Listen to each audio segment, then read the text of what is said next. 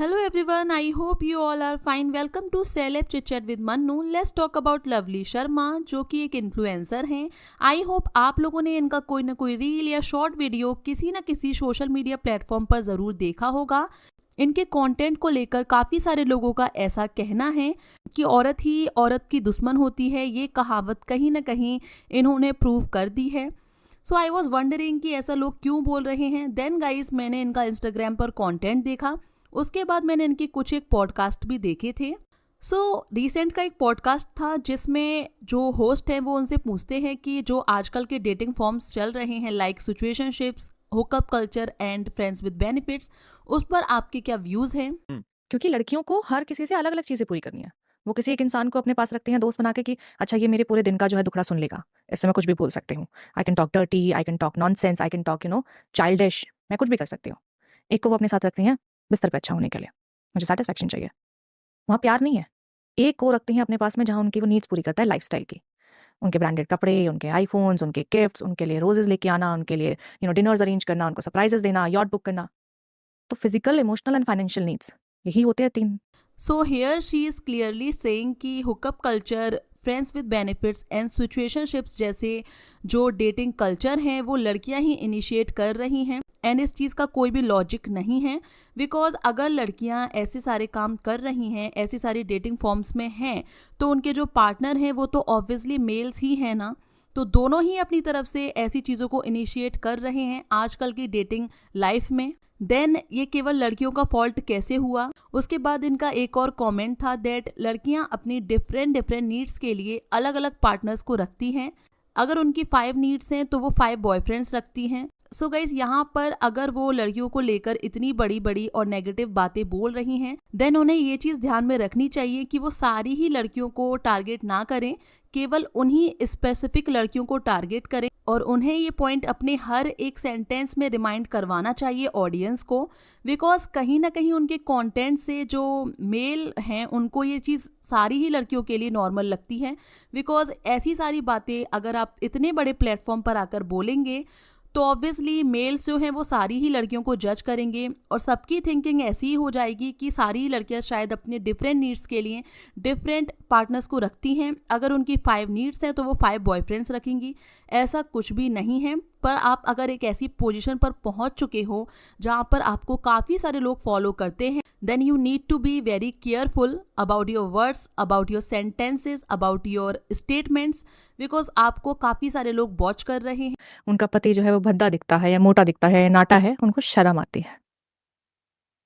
वो चीज़ों को एक्सेप्ट और एम्ब्रेस करना नहीं जानती हैं.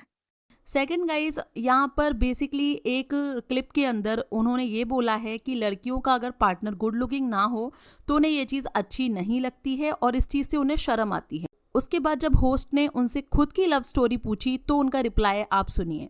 मैंने इनको फॉलो बैक कर लिया बिकॉज बहुत हैंडसम थे. आई जस्ट मैं वही पिघल गई, मैं फिसल गई वहाँ पे. क्या इतना हैंडसम लड़का मेरे को कर, इसको तो मैं नहीं जाने दूंगी. सो यहाँ पर शी इज क्लियरली सेइंग कि उनके हस्बैंड जो कि अभी बन चुके हैं उस टाइम पर उन्हें ऑनलाइन मिले थे और उन्होंने उन्हें डीएम किया था. सो उन्होंने केवल उनको इसलिए फॉलो बैक किया because he was very smart, he was very good looking. और इतना हैंडसम लड़का अगर उन्हें लाइन दे रहा है then she will definitely accept it. So उनकी दोनों अलग अलग बातें बहुत ज़्यादा कंफ्यूज करती हैं ऑडियंस को, स्पेशली गर्ल्स को. बिकॉज उन्हें ऐसा लगता है कि अगर आप ऐसी बातें लड़कियों के लिए बोल रही हैं देन आपको पर्सनली खुद भी वैसी बातें फॉलो करनी चाहिए. थर्ड चीज़ गाइज, उनसे उनकी लव स्टोरी के बारे में पूछा गया तो शी इज सेइंग कि उनके पति और उनके इन लॉज काफ़ी अच्छे हैं. नो डाउट गाइज वो लोग अच्छे होंगे, उसमें किसी को कोई भी प्रॉब्लम नहीं है. पर यहाँ पर आप उस बेसिस पर और सारे रिलेशनशिप्स को जज नहीं कर सकते. बिकॉज लवली ने अपने पार्टनर को केवल 6 मंथ्स के लिए डेट किया था और उनका एक्सपीरियंस काफ़ी अच्छा था. सो केवल 6 महीने के रिलेशनशिप में ही उनकी शादी भी हो गई थी उसी शख्स से जिसको उन्होंने डेट किया. उनका एक्सपीरियंस काफ़ी अच्छा था, उन्हें एक अच्छा लड़का मिला था एंड उसके बेसिस पर वो अदर रिलेशनशिप्स को जज नहीं कर सकती. बिकॉज सबके अपने अलग अलग एक्सपीरियंसेस होते हैं. असल में काफ़ी ऐसी सारी फीमेल्स होती हैं जिनके पर्सनल एक्सपीरियंसेस अच्छे नहीं होते, तो वो उस हिसाब से अपनी लाइफ के स्टेप्स लेती हैं, उस हिसाब से उनका माइंडसेट होता है.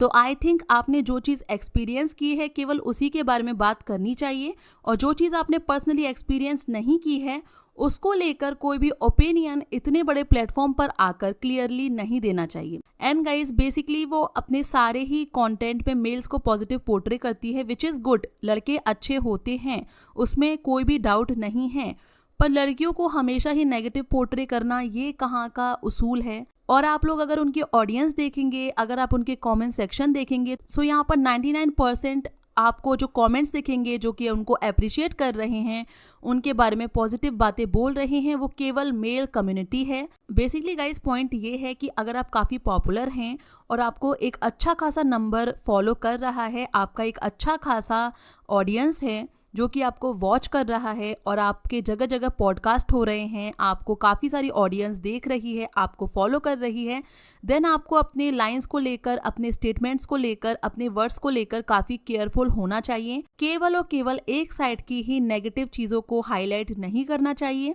दोनों तरफ की नेगेटिव चीज़ों को हाईलाइट करना चाहिए।